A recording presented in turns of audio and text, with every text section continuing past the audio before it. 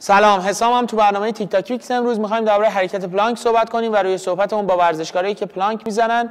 اما قبل از اون میخوام مخاطبان دیگه ای رو به این برنامه جذب کنم، کسایی که درد کمر دارن، دیسک دارن و ما تمرینات اصلاحی رو بهشون دادیم، درد کمرشون رو انداختن و همیشه بهشون گفتیم بعد اینکه درد کمرتون افتاد، چه دیسک چه هر مشکل دیگه ای، باید عضلات رو تقویت کنین تا مهره ها رو سر جاش نگه دارن و دیگه مشکلاتمون بر نگرده. پس امروز روی صحبتم با اوناست، چون تمرینی میخوایم بدیم که عضلات فیله و باسن رو باهاش قوی کنیم. برنامه رو ببینیم.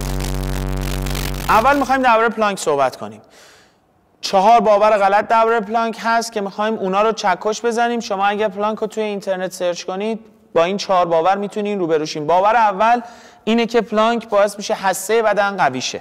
ما وقتی که پلانک میزنیم و خودمون رو ول میکنیم بعد پلانک روی زمین، چه اتفاقی میفته؟ به صورت عمودی میریم سمت زمین. این یعنی چی؟ یعنی پلانک توی این محور داره کار میکنه، در صورتی که حسه بدن ما نه تنها جلو عقب باید بره، بلکه به جناحین یا تو حرکات چرخشی هم باید استحکام داشته باشه.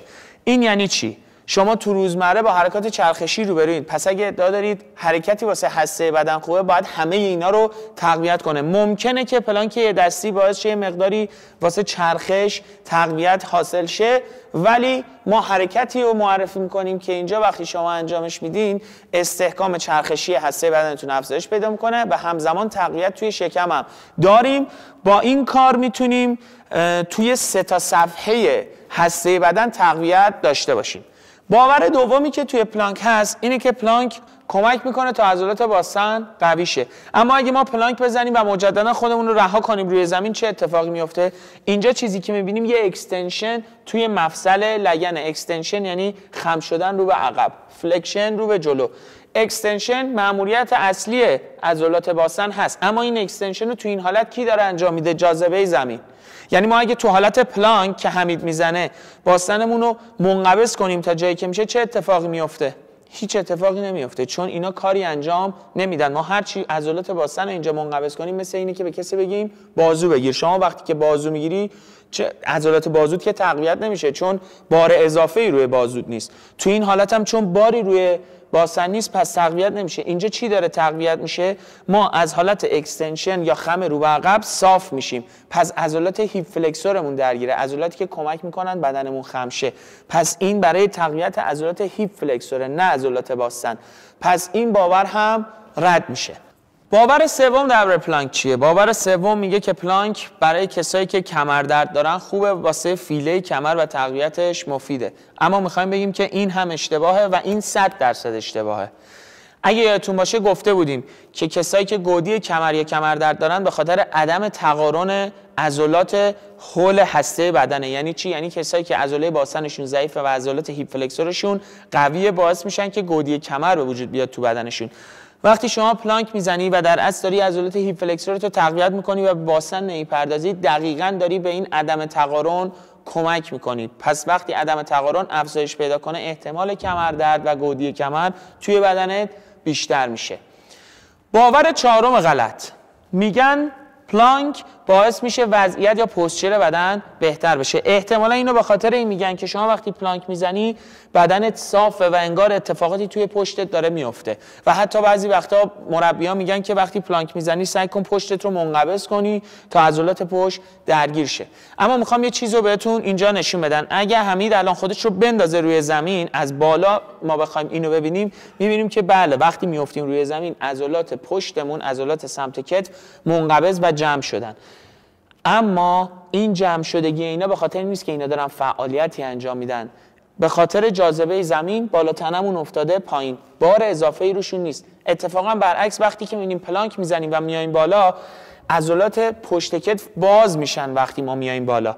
یعنی دقیقاً برعکس اون چیزی که فکر میکنیم داره این واسه اینا اتفاق میفته. کدوم عضلات دارن کار میکنن؟ عضلات کنار سینه، عضلات کنار دنده ها دارن فعالیت انجام میدن و ما بالا میمونیم. پس 4 باور غلط درباره پلانک داریم که ما اگه به اینا فکر کنیم میبینیم که پلانک آنچنان هم حرکت خوبی واسه همه بدن نیست. پلانک حرکت خوبیه ولی واسه عضلات شکم، هیپ فلکسورمون و عضلات کنار سینه، کنار قفسه سینه و همینطور حرکت خیلی ساده ایه. یعنی اگه شما بتونین 1 دقیقه پلانک برین توی روز، یعنی که این حرکت براتون خیلی ساده است و باید حرکت رو پیشرفته تر کنید که ما تو ویدیوهای دیگه حرکت پیشرفته تر به جای پلانک جایگزین میدیم. امروز میخوایم تمرینی رو معرفی کنیم که دقیقاً عضلاتی که پلانک بهش نمیپردازه رو بهش بپردازیم، یعنی عضلات فیله و عضلات باسن. اونم اینه که به پشت میخوابیم. وقتی به پشت خوابیدیم توی این حرکت اولین کار اینه که بازوامون رو میچرخونیم. با این کار عضلات چرخاننده اون پشت فعال میشن. کتف رو به هم از زیر میچسبونیم جوری که استخوان‌های کتف همدیگه رو ماچ کنن برسن به هم.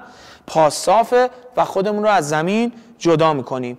با این کار عضلات فیله و عضلات باسن و عضلات پشت درگیرن، دقیقاً جاهایی که پلانک توش ضعیفه. شما اگر در طول روز حس میکنین که شکم ضعیفی دارید و عضلات شکمتون نیاز به تقویت داره، ضرب در 2 اون عضلات پشتتون ضعیفه و اونا رو باید تقویت کنید. پس ببینید چقدر ضعیفه. این حرکت سنگینیه، میتونیم حرکت ساده ترش کنیم و استفاده کنیم از یه ابزاری که بالاتنمون رو بالا نگه داریم. توی حرکت ساده تر میتونیم پشتمون یا بالاتنمون رو 20 سانتی از زمین جدا کنیم و بعد این حرکت رو بزنیم. اگه این حرکت رو بزنیم که این حرکت ساده تره. اگه اینم برامون سخت بود، برای شروع حتی از اینم ساده تر میتونیم از یک صندلی یا نیمکت استفاده کنیم، تو اون ارتفاع پشتمون رو قرار بدیم و این حرکت رو اجرا کنیم. اگر بتونیم روزی 1 دقیقه این حرکت رو جای پلانک بزنیم، با اختلاف معناداری پشتمون و کمرمون از ناحیه فیله و باسن قوی میشه. واسه کسایی که کمردرد، دیسک کمر یا این مشکلات رو دارن و بعد اون عضلات تقویت کنن، بسیار حرکت خوبیه. به تقارن قدرت بین عضلات داریم کمک میکنیم با این کار. یعنی همزمانی که شکممون رو با تمرین دیگه قوی میکنیم به پشتمون باید برسیم. نکته مهم اینه که به خاطر شهرت یک ورزش اون ورزش رو انجام ندیم. ببینیم دقیقاً بدنمون چی کم داره و نیاز داره کجاش تقویت شه و به اون حمله کنیم. فقط به خاطر اینکه پلانک حرکت مشهوریه دلیل نمیشه که واسه خیلی از مسائل و خیلی از مشکلات بدنمون حرکت خوبی باشه.